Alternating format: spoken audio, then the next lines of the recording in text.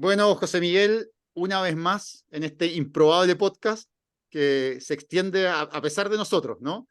Parece que se sigue alargando en su duración capítulo tras capítulo. Y bueno, hoy tenemos un gran invitado, ¿no? Nosotros somos algo expertos en salud pública, pero la contingencia se puso un poco realmente política, bien política. El debate en torno a las enmiendas, a la Constitución y cuáles van a ser los cambios que podría tener en base a la potencial nueva Constitución el sistema de salud. Entonces quisimos traer a un experto realmente en análisis político. Así que acá estamos con don Davor Mimisa, de un podcast que es realmente un referente en política, en análisis político, en análisis de la contingencia. Entonces queríamos estar hoy en día analizando esta intersección entre política y salud pública. Bienvenido, Davor, y un gusto tenerte acá. Muchas gracias por la invitación, Juan Carlos, José Miguel, gracias por tenerme acá y nada, pues gracias por esa invitación y espero estar a la altura. Yo decir que a Davor lo sigo hace muchísimos años en Twitter. Yo creo que de esa camada de primeros tuiteros que apareció, yo creo que es uno de los primeros que he sido. Así que un reconocimiento, digamos, tú no lo había dicho. Muchas gracias. Abrazo. Juan Carlos. Bueno, resulta que esta semana, para entrar en contexto, se presentaron enmiendas, es decir, un proyecto que fue emanó del Consejo Constitucional, y ese proyecto, al menos en el área de la salud, especificaba, entre otras cosas, por ejemplo, que garantizaba un derecho a la salud, pero además hablaba de que debería haber un acceso público y privado. Ahora, el proyecto original no se la jugaba respecto a que ese acceso tenía que, por ejemplo, efectivamente considerar un aseguramiento público o privado, sino que lo dejaba abierto en el fondo para que el legislador pudiera determinar si en el fondo debía haber un seguro público o privado o si solo debía haber una prestación pública o privada. Pero una enmienda de consenso, en que en el fondo fue de las pocas enmiendas que consensuaron todos los partidos de la derecha, propuso en este contexto un cambio en que se mandata en el fondo en la Constitución que debe haber un seguro público, la opción de elegir entre un seguro público o privado para las cotizaciones. Y esto evidentemente, bueno, tiene implicancias para el debate en salud. Para nosotros, bueno, lo hemos conversado otras veces en el podcast, tendemos a pensar que esto genera quizá una excesiva rigidez, ¿no? Una opción de que efectivamente o nos quedamos con el sistema como está, es decir, con ISAPRES y FONASA, o no tenemos otra opción, como por ejemplo, podría ser crear un seguro universal de salud que juntara todos los 7% y permitiera atención en una red público-privada, como lo que sucede en Australia, o incluso limitaría mucho la posibilidad de un sistema como el alemán, que es un sistema que tiene seguros sociales, que son seguros privados sin fines de lucro, pero donde las personas no pueden elegir otro seguro. Es decir, en Alemania, si uno gana, por ejemplo, menos de 66.000 euros, tiene que estar sí o sí en uno de estos seguros sociales. Es decir, no existe un seguro, entre comillas, estatal. Entonces, nuevamente, un sistema como el alemán, por ejemplo, sería teóricamente inviable con esta propuesta. Entonces, parece algo bien duro, algo bien intenso. De mi impresión, de mi punto de vista, quizá un poco dogmático y un retroceso, digamos, a los 80, ¿no? Algo que Sí. en vez de abrir Oye, la Juan cancha, la Carlos, cierra. Juan Carlos, ¿Sí? y quiero complementar tu pregunta para que nos responda al tiro nuestro invitado, porque esa pregunta como de salud, ¿a ti qué te pareció la propuesta digamos, del comité experto en general? Porque a mí me da la impresión, digamos, que pareciera que sobre todo en el mundo más del medio, no sé, no quiero decirle amarillo, digamos, pero quizás menos extremo pareciera, en un principio me pareció que la propuesta de comisión de expertos cayó bastante bien, no sé qué impresión tenés tú. Bueno, hubo mucha gente a la cual la propuesta de la comisión como de delegados designados por el Congreso fue muy bien recibida, en parte por el hecho de que en su gran mayoría fue muy consensuada.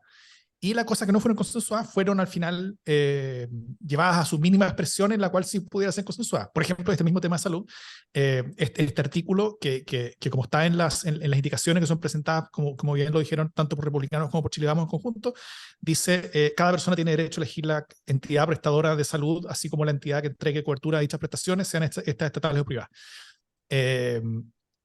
Y fueron creo que 4 nomás las indicaciones que fueron presentadas en el conjunto de todas las derechas. De Chile Vamos más republicano. Fue esa, fue lo mismo para prevenciones, lo mismo para educación, y que básicamente esta idea como la libertad de elegir, y también la inclusión de un capítulo de Fuerzas Armadas, que eso va a tener problemas legales, porque se supone que una parte como de las bases. Y bueno, esto se intentó presentar en el tema de salud, en particular en la comisión anterior, y fue discutido bastante. No hubo acuerdo, así que finalmente se quedaron solamente con las cosas en las cuales sí hubo acuerdo, y esto quedó fuera. Eso se entendió como un triunfo como del mundo que quería reformar el sistema, en el sentido de que la reforma continuaba siendo posible con esa redacción. Si es que esta redacción llega a quedar dentro del texto constitucional, efectivamente estaría en la Constitución puestas ciertas condiciones que hacen que no se pueda reformar. Entonces, al final, esta cosa que implica o que dice, al menos en forma expresa, que avanza hacia una libertad de elegir, y pues vamos a hablar sobre qué significa eso, o qué es lo que algunos creen que significa, qué es lo que significa en verdad. En términos de política pública, lo que significa es que hay menos libertad de elegir, porque se limitan las opciones y alternativas de reforma, y prácticamente todos los caminos de cambio sustancial al sistema hacia modelos que sabemos que funcionan en otras partes del mundo son unos que estarían impedidos por esto. Al final parece ser una indicación más diseñada para dificultar una reforma que para mejorar las cosas que como están. ¿Y cómo lo ves? Algo así se hablaba también en pensiones.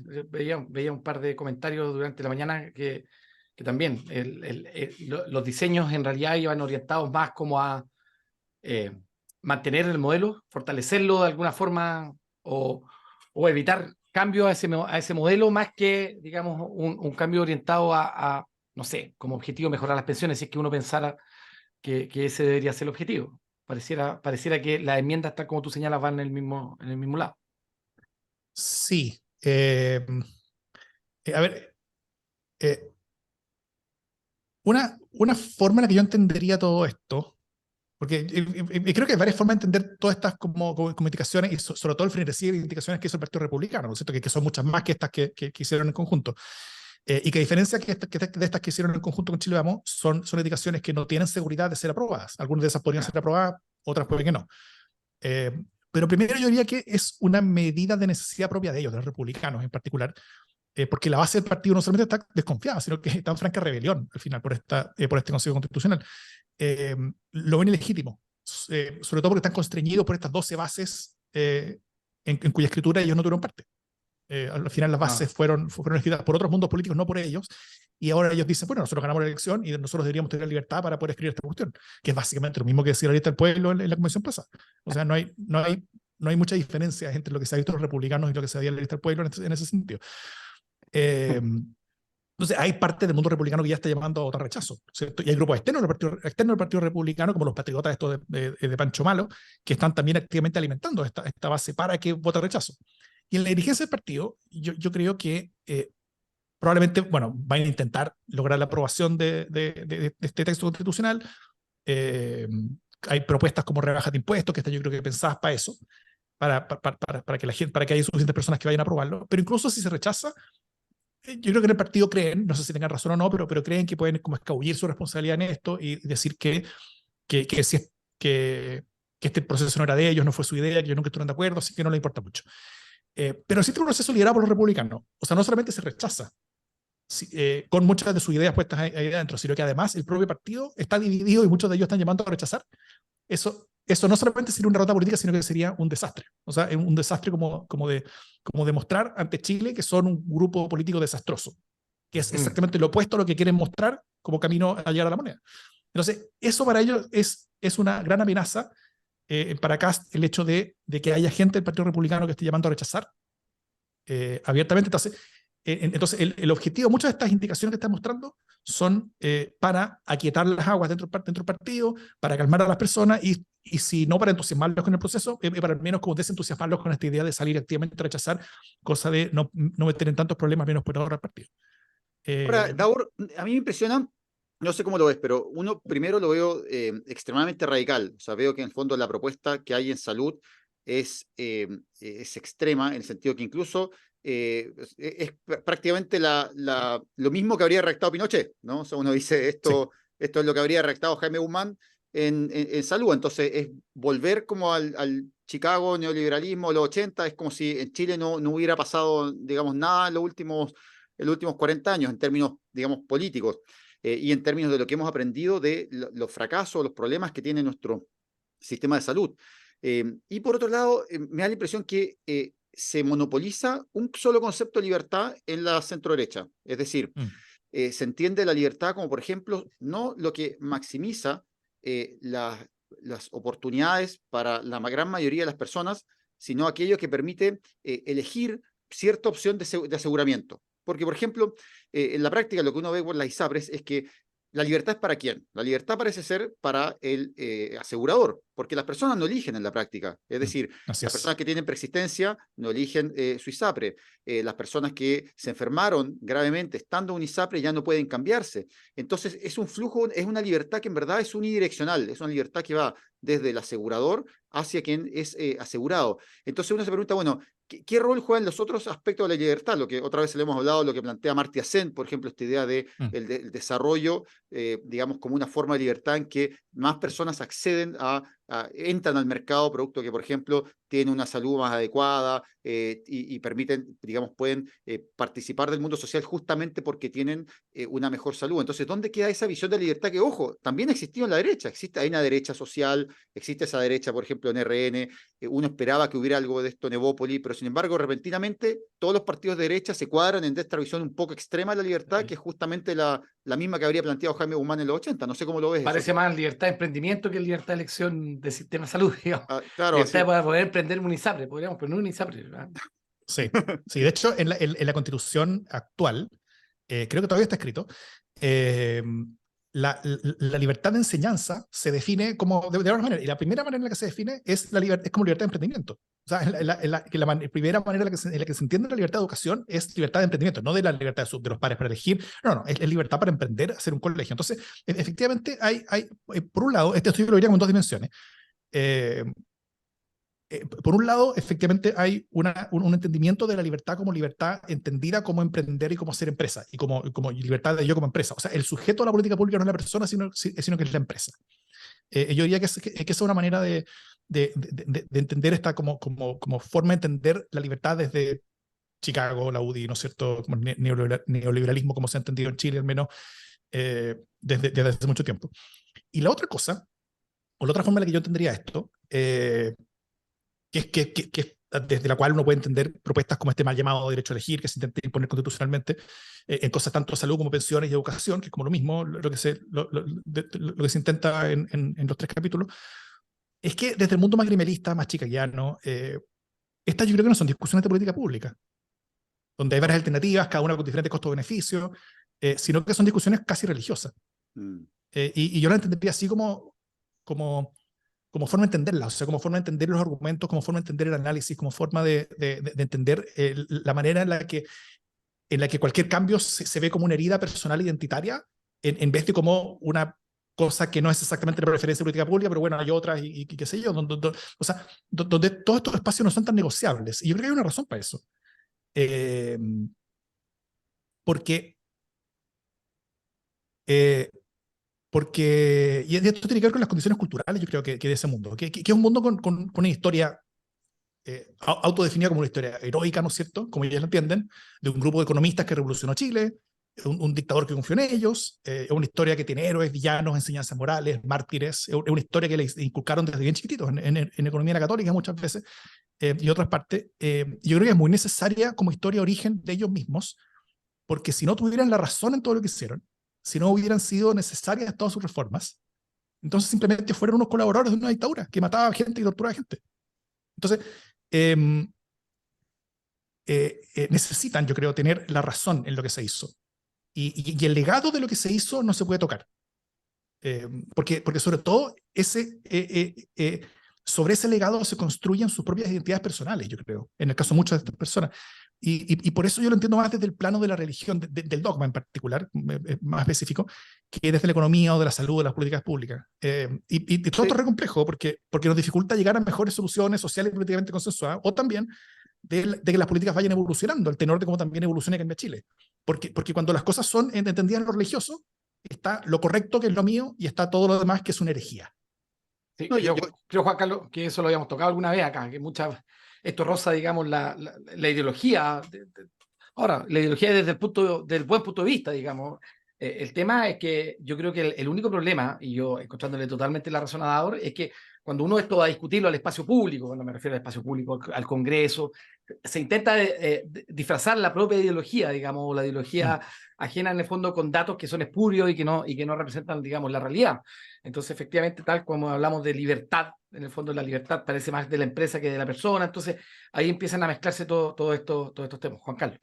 Sí, no, yo solo comentar que, por ejemplo, cuando habla de, yo estoy de acuerdo con el componente ideológico, porque cuando uno dice, mira, libertad, ¿dónde hay más libertad? Por ejemplo, en un FONASA fortalecido, donde las personas pueden elegir efectivamente, por ejemplo, entre un prestador privado a través de la medicina de libre elección y un prestador público, o en un ISAPRE, donde, por ejemplo, la persona está en un plan en donde solo se puede atender en una clínica en particular y donde más encima, por tener preexistencia, no se puede mover a otro asegurador.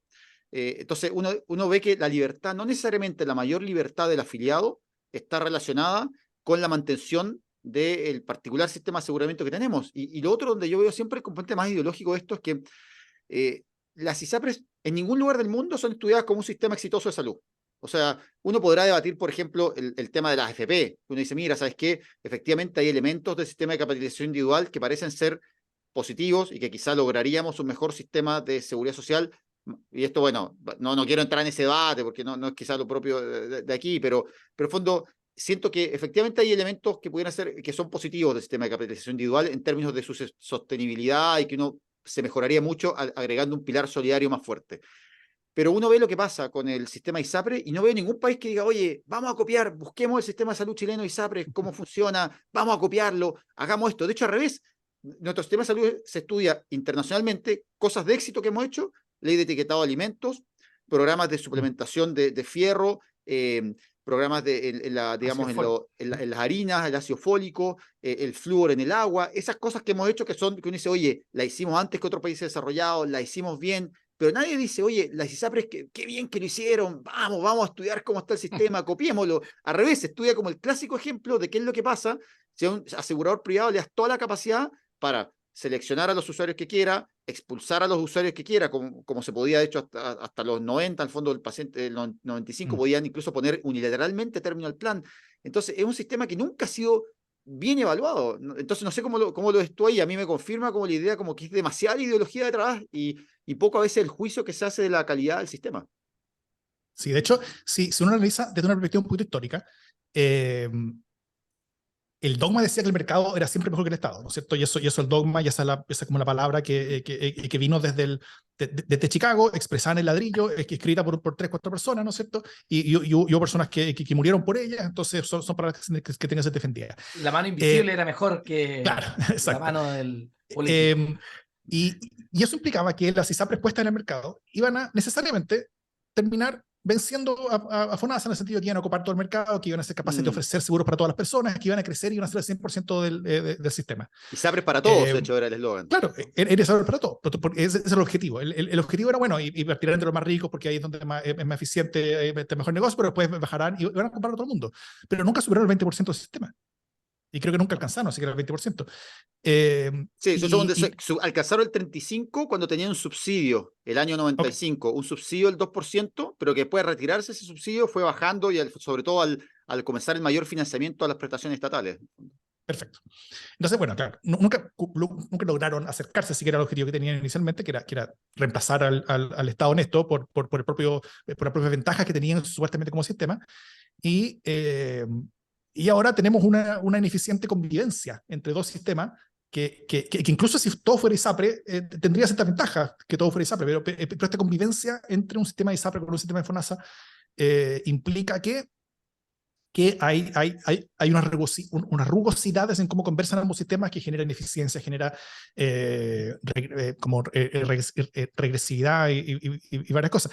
Y esto todo es mantenido porque uno de esos sistemas, o sea, el sistema de ISAPRE, es un dogma. Entonces, tiene que estar. Porque es bueno, no porque sea bueno, no porque se demuestre que sea bueno, sino que porque es nuestro, o sea, porque nosotros lo hicimos y porque mi identidad depende de que esto se mantenga, y ese es mi dogma y eso es lo que creo y yo voy a morir en la cruz por él. Sí, pareciera que hay más empeño en salvar el sistema, digamos, que en darle solución. Y esto lo digo también en relación enganchando la conversación constitucional con lo último que se está discutiendo, digamos, en la comisión de expertos sobre ley corta. En el fondo, pareciera que esta propuesta, ¿no es cierto?, de seguro universal y darle todas estas transformaciones a las ISAPRES para que puedan seguir subsistiendo, pareciera que va en la misma tónica. Sí, no, yo creo que además me llama mucho la atención que esta misma semana, yo creo que esta es la frase de la semana, Don Maña, frecuentemente citado en este podcast, Tu héroe, sí, digámoslo así. nuestro héroe, Mañalich planteó que las ISAPRES fue una cuña muy dura, que se viralizó, dijo que las ISAPRES tenían fecha de caducidad y que el fondo solo había que decidir cómo y cuándo. O sea, le puso la lápida, o sea, lo mató al sistema. Y yo concuerdo con eso. O sea, yo creo que este es un sistema que, incluso si uno quisiera eventualmente salvar este sistema y decir, mira, sabes que lo vamos a mantener en paralelo con la ISAPRES, requiere unos cambios que son realmente profundos. O sea, requiere crear un fondo común inter-ISAPRES, requiere crear un plan garantizado universal, requiere cambiar la forma en que las ISAPRES pagan, requiere crear un sistema de atención primaria en las mismas ISAPRES. O sea, y son cambios que incluso las mismas ISAPRES se opusieron en su momento. Entonces uno dice, yo creo que a veces no hay esa percepción de que en verdad es un sistema que se acabó independiente de lo que diga el Tribunal Constitucional. O sea, es un sistema que se ha vuelto inviable financieramente. Entonces, igual a Don Maña es bien inteligente políticamente, es capaz de decir, se acabó el sistema ISAPRE solamente en el fondo para que nada cambie, ¿eh? Porque él sabe, digamos, y yo creo que está dentro del grupo de personas que sabe que el llamarse ISAPRE, digamos, y mantener el nombre ISAPRE, aunque sea el puro nombre, digamos, es totalmente inviable, aunque sea, digamos, aunque parezca otra cosa, digamos, con otro nombre, pero que sea más o menos parecido. Pero efectivamente, esto ya nosotros lo hemos discutido latamente y con datos bien duros de que es un sistema que en la práctica es inviable, digamos, ¿no? Y yo le pongo el apellido, social y económicamente. Sí, para mí es inviable por varias razones. Sí, creo que cuento 5. Una, porque políticas estratificadas por ingreso pueden a veces funcionar técnicamente, pero siempre van a tener un costo de separarnos más y más como sociedad. O sea, siempre va a ser, va a promover desconfianza y va a dificultar la cohesión social. Y va a ser muy difícil tener una democracia robusta con estas políticas estratificadas. Y nos acerca más a perder la democracia finalmente. La segunda, la eficiencia económica. O sea, la cotización es obligatoria, estamos forzados a pagar el sistema, pero aún así hay competencia hacia la persona, entonces hay ejércitos de vendedores, montañas de oficina, mucha gestión, cuando las cosas que son obligatorias podrían ser perfectamente automáticas, y nada de eso debería existir. Pero todo eso existe y todo eso lo pagamos de nuestro bolsillo, y es parte del pago de salud cuando no debería hacerlo. O sea, muchos hablan de la grasa pública en muchos procesos, y yo creo que tiene mucha razón, hay grasa pública muchas veces, pero también hay grasa privada, y este es uno de esos casos donde hay grasa privada que es innecesaria, es una grasa privada creada por ley. Y el tener una múltiple ISAPRE con todas sus estructuras de marketing, venta, gestión, es pura grasa privada. Entonces, podríamos ahorrarnos todo eso. Lo segundo son los precios del sistema. Cuando hay múltiple ISAPRE y pocas clínicas de alto estándar, el poder de negociación está en la clínica, no en la ISAPRE. Entonces, sirve de re poco un seguro si es que los prestadores le cobran lo que quieren a ese seguro, ¿no es cierto? Entonces, eso no logra controlar los precios. Y en el otro extremo, si hubiera solamente un seguro, este tendría mucho más poder para bajar los precios del sistema, un monopolio, como se entiende, un monopolio de compra, que el sistema asegura el precio mínimo de los prestadores. Y hoy día el control de precios es uno de los mayores desafíos de la política pública moderna en salud, si no el mayor. También la forma de entender el mercado es una que está patas para arriba, yo creo, porque esperar que las personas, los pacientes enfermos, heridos, sean los que coticen y tengan el poder de decisión real en sus manos frente a prestadores de salud que cobran lo que quieren, es ese sentido. O sea, es un mercado que no puede ser eficiente en ningún porque no existen las condiciones para que exista un mercado eficiente. El mercado tiene que existir, pero tiene que estar en otra parte. O sea, no puede ser la persona sangrando la que sea el actor de mercado, sino que tiene que ser seguros con fuerza que puedan bajar los precios de los prestadores, y luego entre esos prestadores el paciente, el herido, el enfermo pueda elegir libremente. Y finalmente el sistema regresivo, y esto es una cosa que a mí me sorprende que tampoco se dice, que los usuarios de ISAPRE son subsidiados por los usuarios de FONASA. Porque cuando las personas de alto ingreso, de edad no tan mayor, de relativa mejor salud, se congregan todos en un sistema de seguros alejado del resto, donde las personas con peor salud y mayor edad y más ricosas están, entonces los con altos ingresos van a poder recibir más en su seguro por ese mismo 7% de su ingreso,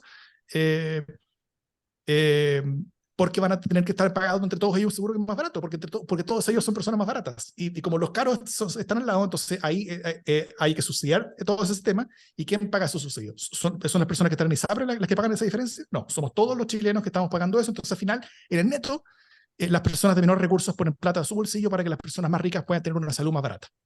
Y eso es un sinsentido. Sí, a mí más como seguro social, digamos. Claro. En el contexto que se autonombra como seguro social y muchas veces se discute, digamos, qué es lo que es realmente un seguro social. Aquí el profesor Said nos ha enseñado varias veces que funciona más como seguro de auto que como seguro social, ¿no es cierto? Y finalmente el seguro de auto con responsabilidad personal, ¿no es cierto? No tiene tanto sentido, y más encima que entre más chocáis, más te cobra. Aquí el problema es que entre más te enfermas, más te cobra. Entonces, efectivamente, eso no parece ser muy costo efectivo. Claro. No, yo conecto contigo, Davor, que efectivamente yo creo que uno de los aspectos más duros del sistema es que, ¿qué es lo que hace especial el sistema ISAPRE? La capacidad de seleccionar. Eso no existe en ningún otro sistema de salud del mundo, en términos de la seguridad social, en que uno diga, mira, ¿sabes qué? Acá el ISAPRE, y de hecho en su forma extrema, cuando partió era casi absurdo. Hace poco me tocó leer los decretos de como donde se creó el sistema inicialmente, y se permitía, digamos, seleccionar por preexistencias, fijar los planes a gusto. O sea, el ISAPRE podía decir exactamente qué cubría, cuándo lo cubría, no había seguros catastróficos y podían terminar el contrato unilateralmente al año. O sea, así se creó el sistema. Y de hecho, algunos cambios, o sea, a pesar de todos los problemas que tiene hoy en día, se le fueron haciendo algunos cambios que limitaron ciertas, digamos, de estas cosas, pero aún así, la ISAPRE mantuvieron una capacidad de seleccionar muy grande. Entonces, al punto que hoy en día 40% de los afiliados de la ISAPRE son cautivos, o sea, no se pueden ir a otra parte. O sea, uno dice, estamos defendiendo la libertad, pero ¿libertad de quién? Entonces, yo creo que ahí ha habido algo como demasiado ideológico, y conecto contigo que incluso amplío, y lo hemos conversado otras veces, este tema de la ineficiencia económica, que muchas veces está esta idea. Yo no hago una defensa talibana de FONASA, decir, mira, que todos los hospitales funcionan increíble, que FONASA funciona increíble, no, pero sí las ISAPRES tienen una forma más ineficiente, que es por exceso. Es decir, por ejemplo, no tienen un sistema de atención primaria, ¿no? Acá una persona puede ir 14 veces a un gastroenterólogo y se lo van a pagar igual. Y uno dice, oye, ¿y necesita 14 veces un gastroenterólogo? Nadie se cuestiona eso. Y tampoco pagan por resolver un problema. Es decir, por ejemplo, se pagan, no sé, 10 escáner en vez de decir, mira, vamos a pagar por ejemplo, que te operen y te resuelven este problema. Entonces, son mecanismos bien inflacionarios que lo han hecho inviable financieramente. No sé cómo lo ves tú. Estoy de acuerdo. O sea, las bases en las que esto se diseñó son unas que fueron muy de la época, fueron unas que fueron muy como desde el sentido reducido, donde todos los problemas tenían la misma solución, porque todo era el mismo problema, porque el Estado era el problema, porque la solución era el mercado. Entonces se instaló la misma solución a todos los problemas sociales de Chile. Ninguna de esas funcionaba demasiado bien, hay que decirlo. Todos están temblando, pero ahora, como debido justamente a que todos están temblando y debido a que todo se toma como dogma religioso, entonces ahora se está aprovechando esta oportunidad que se tiene de escribir una constitución para asegurar la constitución. Oye, ¿murió la derecha social o no? Con esto, porque todos firmaron. ¿Qué pasó ahí? Todos firmaron, sí, fue ¿no? curioso. Fue curioso, efectivamente. Ahora, yo también esto lo veo desde otro sentido. O sea, yo tampoco creo que estas decisiones se tomen tanto, y sobre todo en este Consejo Constitucional que tiene tan poco tiempo y tan poca discusión de las cosas. Y finalmente las discusiones no son tanto de los temas. O sea, no hay gente pensando en el sistema de salud y sacando de ahí los artículos, sino que son más bien tomando cuáles son las luchas políticas hoy en día y poniéndolas en texto para que sean armas políticas hoy en día también. Entonces, por un lado está el cómo esta discusión, porque yo creo que también por una parte de la derecha ve que esta cuestión se va a rechazar. O sea, si se aprueba, será sorpresa para ellos también. Entonces, si es que se va a rechazar, hay algunas cosas que se pueden hacer con esto. O sea, en la cual este trabajo puede servir igual para ellos que tienen el control o sea, para quienes tienen el control del proceso, igual les puede servir este proceso, incluso si se rechaza. Se puede servir como para plantear un programa de gobierno de ellos, ¿no es cierto? Entonces tenerlo ahí como como dato para el electorado, y probarlo electoralmente también para ver si hay que hacerle ajustes antes de la próxima campaña presidencial. Puede también utilizarse como para forma de presión ante la discusión legislativa que se está teniendo en paralelo. Puede también utilizarse para presionar a ciertas autoridades para que renuncien incluso, o pegarle a ciertas figuras de gobierno. Eh, hoy, Hoy en día, una de las características de la política, y esto no solamente en Chile, sino que en muchas partes del mundo, es que se trata menos de qué es lo que yo creo y qué es lo que yo quiero, y se trata más de en contra de quién estoy, y por qué estoy en contra de esa persona. Entonces, al final, esta forma de política como por contraposición termina generando una manera de actuar y una manera de hacer las cosas. Y cuando propuestas como esta, y sobre todo las del Partido Republicano, estas muy duras que algunas que se presentaron, generan como mucha gente que está criticando, alegando, ese alegato finalmente es el objetivo mismo. O sea, si yo estoy haciendo cosas que mis adversarios y los adversarios de quienes me siguen están alegando, están llorando, ¿eh? Como las lágrimas progres, como le llaman en Estados Unidos, Claro. las woke tears. Sí, se nota ahí que José Miguel está llorando. Yo lo veo No, para nada. si está triste, José Miguel. No, para nada. Cuando están Ese como, antes se llamaba Feed the Troll, ¿ah? Alimenta al claro. troll. ¿Ah? Todas estas figuras, digamos, partieron así como, me alimento de tus lágrimas. ¿Ah? Feed the Troll. Oye, Daud, y y pregunta, ¿tú ves Sí. que acá corremos riesgo de estar como Estados Unidos? O sea, en el fondo que empecemos, porque ahora yo veo, por ejemplo, lo que está pasando en Estados Unidos, todos los retrocesos que ha habido en aborto, por ejemplo, que se está restringiendo en forma extrema, por ejemplo, el acceso a la salud reproductiva. Y ahora yo veo que acaban de presentar, bueno, no lo conversamos, pero una de las enmiendas incluye una protección adicional a la vida del que está por nacer, que al fondo yo creo que, para mí, no sé cómo lo ves tú, pero es un intento del fondo retroceder en la ley aprobada en 3 causales, ¿o no? ¿Cómo ves esos escenarios? O sea, sí, esos son intentos de retroceder en esos temas. De hecho, la ley de las tres causales, yo diría que es de las pocas cosas puntuales que son como de fondo y fundamentales en las que ha habido un retroceso claro para este mundo que diseñó las políticas públicas durante los 80. Esa fue una derrota como moral, dura, política, cultural, civilizatoria, importante. Y por lo mismo, echarla para atrás es un objetivo que incluso si no se logra ahora, porque yo también soy de los que cree que es más probable que esto se rechaza que se apruebe, pero incluso si se aprueba, sería un paso en esa dirección, y creo que lo ven y lo entienden así. O sea, creo que hay una sed de venganza en ese sentido, o una sed como de retrotraer a una situación en la que ellos estaban más cómodos de lo que están ahora, ¿no es cierto? Como que han visto que su mundo ha cambiado, y muchas veces personas que están acostumbradas al poder, la altura, la jerarquía, y eso a veces implica como estar a tanta altura que hace falta el oxígeno ahí arriba,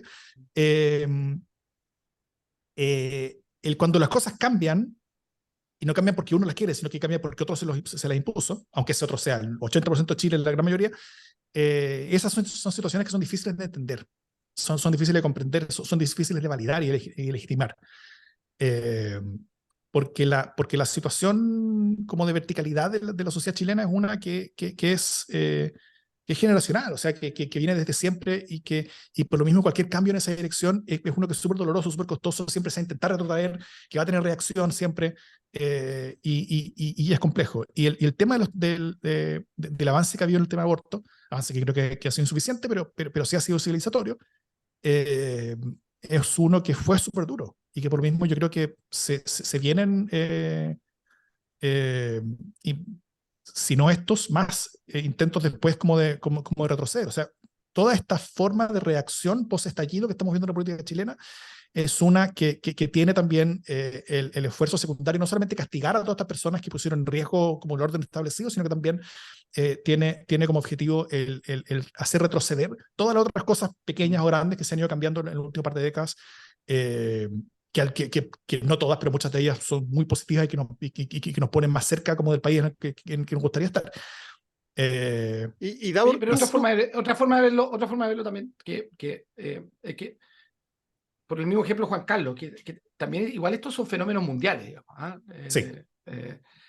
Esto a nosotros a mí de repente cuando veo redes sociales, digamos, la noticia, pareciera que somos muy todavía en ese sentido ochenteros, setenteros, ochenteros, somos de aquí nomás. Entre la cordillera y el mar no vemos más allá, pero claro, pero estos son fenómenos mundiales, o sea, después Sí. digamos, de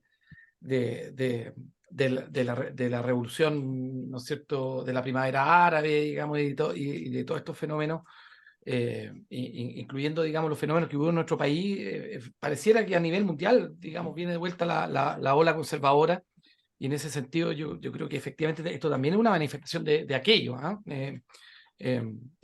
Por eso que no sé si no me causa tanta sorpresa, digamos. Creo que efectivamente esto va a pasar y en ese sentido hay que ver en el fondo cómo se va a desarrollar, pero yo concuerdo que hay un riesgo, digamos, por lo menos de que esta ola conservadora se lleve varios de los avances, yo no digo progres ni nada, sino civilizatorios, como decía Davor.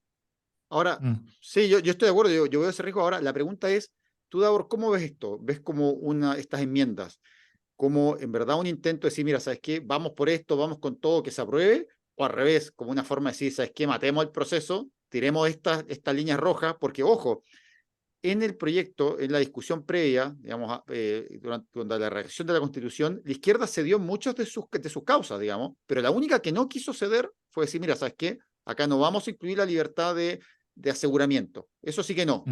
Y tampoco el tema de la protección de la vida del que está por nacer. Entonces, cualquiera con dos dedos de frente se da cuenta que poner esas dos cosas y más encima que una de esas sean las causas que ya se dan como por aprobadas, porque efectivamente se las suscribieron todos los partidos de derecha, es decirle a la izquierda, mira, esta no es tu constitución y no lo va a hacer y nunca vas a ser parte de esto. O quizás soy muy exagerado, no sé cómo lo estudio, siento que simplemente querer decir, mira, ¿sabes qué? No voten por esto, o sea, ni por si acaso. Yo creo que son todas a ver, yo creo que todo el mundo, más que estar intentando tener como una estrategia clara con respecto al texto constitucional, está teniendo una estrategia clara con respecto a cómo van políticamente hacia adelante. Y en el caso republicano, que son los que tienen más poder acá y que son los que más roncan en este proceso, creo que si esto se aprueba o se rechaza, tiene una importancia secundaria. Acá la importancia primaria es cómo quedan los republicanos después de esto. Los republicanos tienen una oportunidad que está llena de riesgos también de liderar una cosa. Esa cosa puede aprobarse, puede rechazarse, puede ser desastrosa para ellos, puede rechazarse y no ser tan desastrosa para ellos, puede rechazarse y ellos pueden salir ganando políticamente. Si se aprueba y logran pasar un par de goles, también ellos van a estar felices. Creo que más que entender que los actores políticos se están ordenando en torno a objetivos constitucionales, donde yo creo que hubo un poquito más de eso en la convención pasada, en parte porque hubo más tiempo, en parte porque era una cosa más desconocida.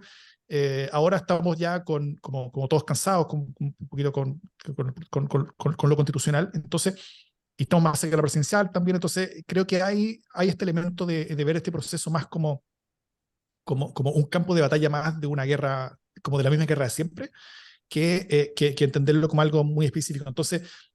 Entonces yo al final veo que los republicanos están presentando enmiendas básicamente para salvar ellos la interna de su partido. Están intentando maximizar la posibilidad de que esto se apruebe, pero sin apostar tanto en ello. Y si se rechaza, van a también estar muy del lado del contón sino para qué, ¿no es cierto? Cosas de tirar la mayor cantidad como de ideas suyas y que estén ahí plasmadas nomás y que se rechacen y ya, filo, pero que saquemos una buena votación y nosotros lideramos a la derecha en esto y logramos que la derecha se nos sumara un montón de cosas y eso implica que después va a ser muy difícil para ellos no sumarse a nosotros en la presidencial, entonces después nosotros vamos a tener el pandero en la elección presidencial y bueno, y pueden llegar a la moneda. Al final, qué buena la el objetivo es más la moneda. Qué buena la Constitución del 80. Sí, buena. Mira, hay 3 constituciones que se han escrito ahora recientemente, o una se está escribiendo ahora, y de las cuales 2 se van a haber votado y probablemente se van a rechazado, así que esta se rechaza. Y va a haber una que se escribió y que no se va a haber votado, así que no se va a haber rechazado, que es la de la comisión de expertos elegida por el Congreso.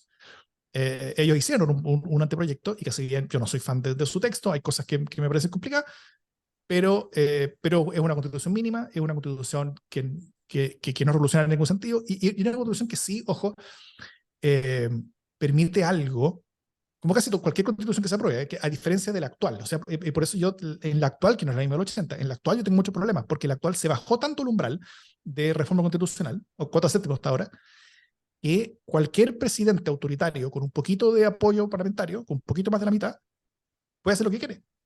Puede reelegirse, puede cambiar el tribunal el constitucional, el tribunal electoral, la Corte Suprema, puede cambiar cualquier tipo de cosa institucional, puede hacerlas con una mayoría no muy grande y la forma en que las democracias se pierden hoy día en el mundo no son con golpes de Estado, como pasó en Chile hace tanto tiempo y en muchas otras partes, sino que son con deterioros progresivos de las instituciones, que parten normalmente por la independencia de las cortes y la independencia de los medios de comunicación. Y la actual constitución, la que tenemos en Chile hoy día, es una que está muy frágil a eso, a que justamente haya aperturas de espacios como de forados institucionales entre los cuales pueden avanzar ideas autoritarias. Y esta ola que hay en el mundo no es solamente una ola conservadora, José Miguel, sino que yo creo que es especialmente autoritaria, sí. Tiene algo cultural, tiene algo como reacción cultural, tiene algo pero al final es autoritaria. Es autoritarismo de izquierda, autoritarismo Sí. de derecha, cual sea, yo creo que para estos efectos da un poquito lo mismo porque hace las mismas cosas al final. O sea, el camino a través del cual construyen los forados institucionales, a través de los cuales le quitan poder a las personas y se dan poder a sí mismos, que ese es finalmente el objetivo del autoritarismo, son casi todos lo hacen igual, lo hacen de la misma manera, y es una manera en la cual el actual texto constitucional lo facilita mucho. Entonces, por eso para mí es muy importante que volvamos a tener una constitución, porque hoy día tenemos una constitución con algunos artículos que tienen un quórum un poquito más alto nomás, pero que volvamos a tener una constitución algún día. Y yo creo que la mejor alternativa que tenemos es el texto de los expertos. Y para mí, ojalá el plebiscito sea uno u otro, que sería al final la única manera de que el sistema político logre asegurarle a las personas el cumplimiento de lo que las personas decidieron en el plebiscito de 2020, que es queremos una constitución. Entonces ya, ahora tenemos este proceso, tenemos esta otra, pero y el sistema político podría ponerse de acuerdo y decir, ok, si no quieres una, entonces ten la otra. Pero va a tener una constitución sí o sí. Oye, Davor, ¿y cómo ves tú? No. Iba a decir que tú una vez me confiaste que votarías por Bukele, pero ese lo voy a dejar para otro capítulo. No, encuentro terrible lo que está Contra pasando. los tatuajes ahí. Sí, el de las maras. OMS dice, dictadura mundial. Dice ese tatuaje. No, o sea, mira, para ir terminando, ¿cómo ves tú lo que pasa si se rechaza esto? Yo en concreto, yo siento que en salud al menos se apruebe o se rechace, no cambia mucho. ¿Por qué? Porque siento que siento que igual sigue siendo el tema legal, ¿ya? O sea, acá esta idea, por ejemplo, que las ISAPRES se salvan porque quedan como plasmadas en la Constitución, la encuentro absurda, porque básicamente requiere reformas legales, o sea, para sobrevivir hoy en día requieren reformas legales muy profundas. Entonces, básicamente el sistema podría languidecer y podrían ir quebrando ISAPRES sucesivamente, quizá la última que fue creada más recientemente sobreviviría más tiempo. Entonces, con eso podríamos estar en un escenario en que por la quiebra de ISAPRES y sin ninguna reforma irían migrando personas a FONASA. Y si no se aprueba, seguimos como estamos. Entonces, yo creo que en el fondo sigue habiendo un componente muy importante, que es simplemente que el sistema político se ponga de acuerdo en la ley. Ahora, yo no sé cómo tú ves el escenario cómo es tú el escenario, si esto se rechaza, ¿qué es lo que es para el futuro? ¿Una otra constitución? ¿Nos quedamos igual? ¿Seguimos empantanados en un fango por décadas, digamos, de micro peleas políticas y en el vértigo del populismo? ¿En qué quedamos? Yo creo que está todavía en el aire, depende mucho de cómo si esto se cae, si no triunfa, yo creo que depende mucho de cómo sea. O sea, creo que no es lo mismo si este rechazo es mayor o menor que el de septiembre pasado. Yeah. Si es un rechazo que es mayor, eso abre ciertas puertas políticas. Si es un rechazo que es menor, las mantiene más o menos igual como están hoy día. Si se rechaza, o incluso en el proceso mismo del plebiscito, sobre todo si es que se acerca un rechazo, el sistema político podría llegar a relevar el texto de los expertos de alguna manera, o tenerlo como alternativa en el mismo plebiscito, o poder meterlo por ley después. Después de todo, ese fue un texto hecho casi en consenso por este Congreso, ¿no? Entonces, este mismo Congreso que eligió a las personas que escribieron ese texto va a tener que después decidir si hace algo con ese texto o no. O sea, van a tener ahí una constitución que va a estar disponible.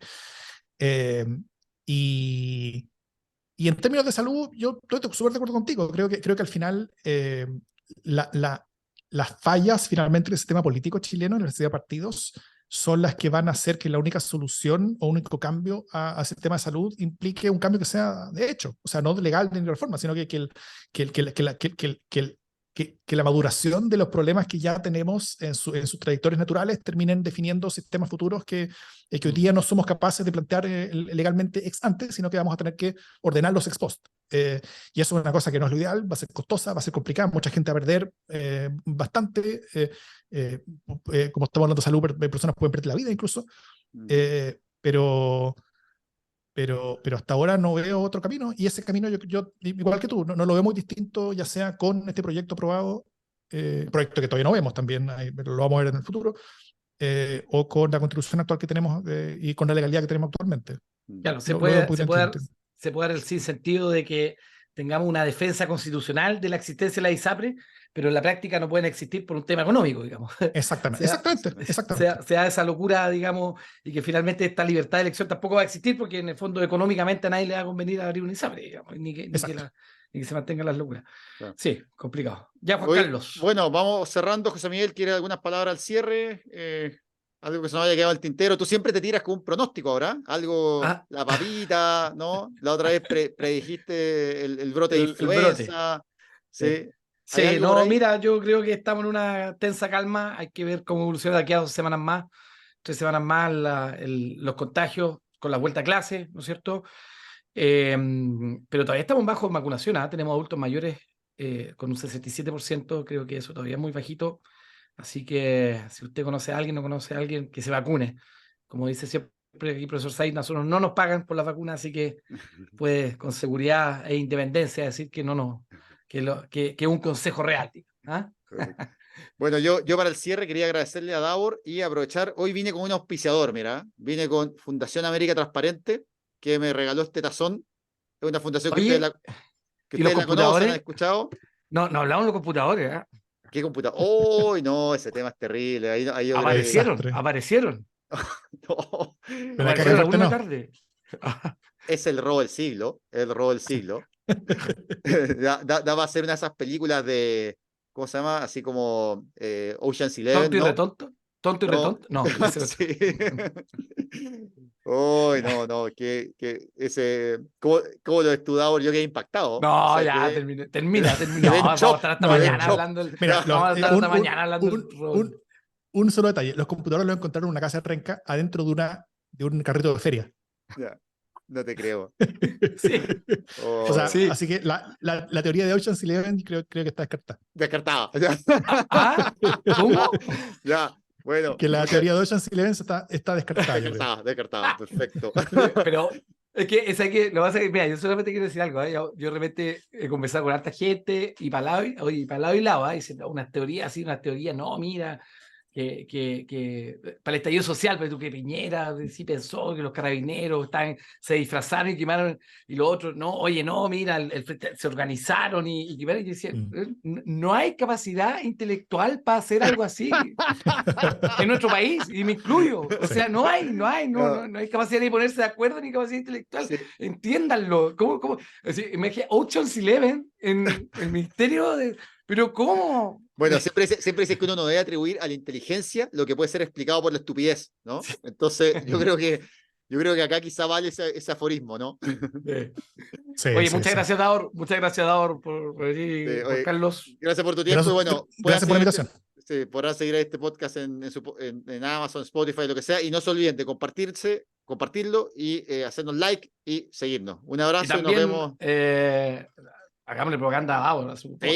Por supuesto. A Democracia en LSD, que sale todas las semanas, y también estamos a punto de lanzar un podcast nuevo que se llama Proyecto 50, en el cual vamos a, todos los días, desde el 23 de julio hasta el 11 de septiembre, vamos a estar va a ser un podcast sobre los 50 años, haciendo un juego de tiempo histórico que está muy bien hecho, con muchas organizaciones participantes, así que los invito a seguir también y a escuchar Proyecto 50, que va a estar disponible en donde escuchen sus podcasts y por Radio Universidad de Chile también. Perfecto. Un abrazo, Davor. Cuídese mucho. Chao. Abrazo, que estén bien. Gracias, Chao. te pasaste, Davor. Gracias.